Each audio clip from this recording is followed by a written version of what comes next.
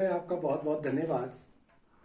मैं धन्यवाद करना चाहूँगा डॉक्टर अमीचंद जी का और कुंदन शास्त्री जी का जो महासचिव है, और कि जिन्होंने मुझे इस काबिल समझा। और मैं आपको विश्वास दिलाना चाहता हूँ कि मैं हाटी समिति के अंदर जो आपने तहसील की जिम्मेवारी मुझे दी है, मैं इसे बखूबी निभाऊंगा।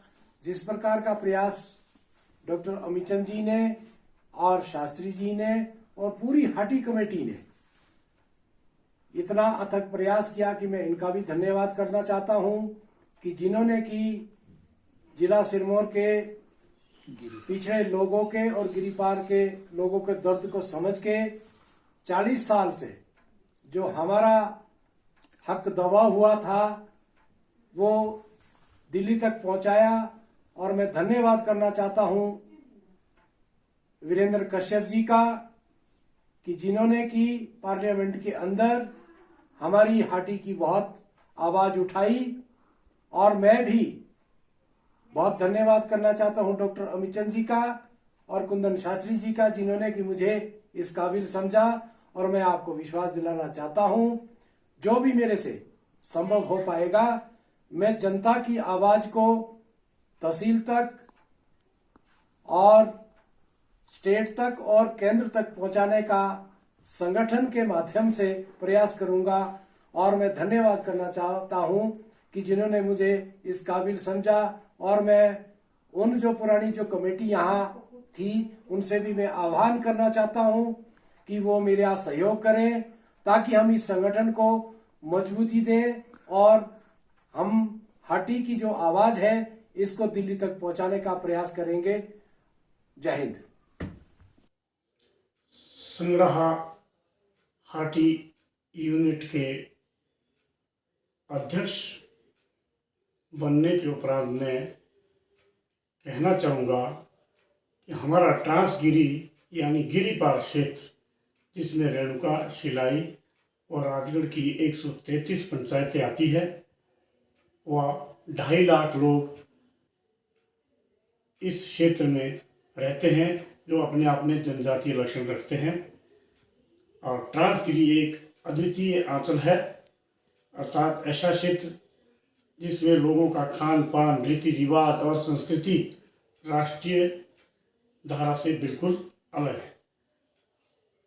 वे 5 बिंदु जिन पर हम ट्राइबल कहलाने का दावा करते हैं, उनमें पहला बिंदु यही है कि भौगोलिक परिस्थिति गिरिपार देश के अन्य भागों से बिल्कुल दूर दराज है, नदी के पार है। और दूसरा पहलू राष्ट्रीय परंपराओं के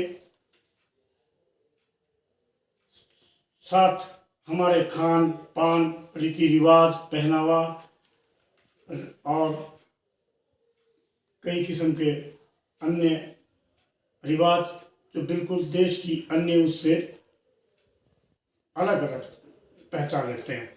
इस गिरिपार क्षेत्र में भगवान राम, कृष्ण आदि के स्थान पर स्थानीय देवी देवताओं का अधिक आस्था व पूजन किया जाता है। मेले त्यौहार राष्ट्रीय त्योहारों से बिल्कुल अलग है।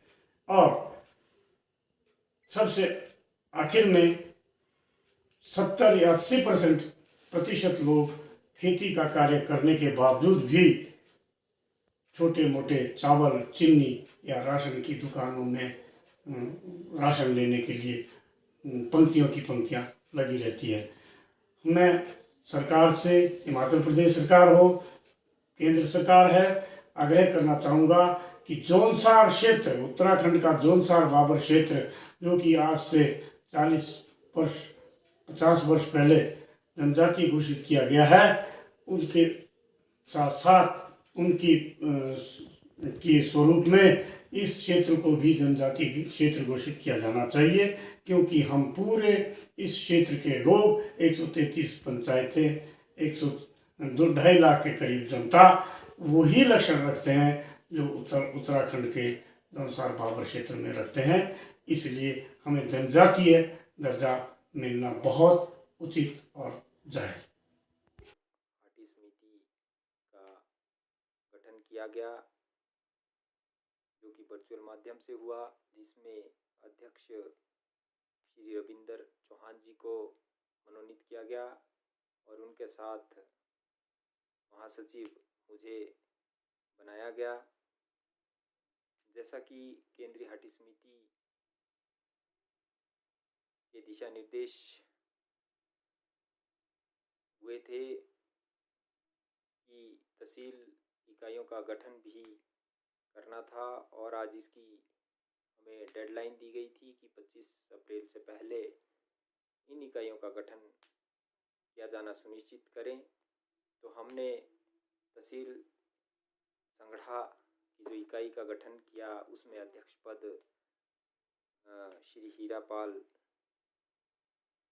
शर्मा जी को और नोहरा तहसील इकाई का अध्यक्ष श्री शिवचंद चौहान जी और ददाहू तहसील के अध्यक्ष श्री भीम सिंह तोमर जी और उप तहसील हरिपुर धार के अध्यक्ष श्री विपतानंद चौहान जी को मनोनीत किया।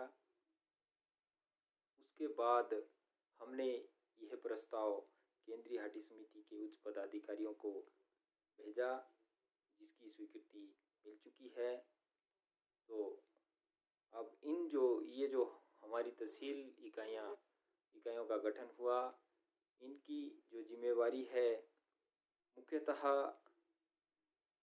जो जिम्मेवारी है वो 2-3 बिंदुओं को लेकर है कि लोगों को जो हमारा जो ये उद्देश्य है जनजाति का दर्जा, जो ये उद्देश्य है, इसके लिए लोगों को जागरूक करें।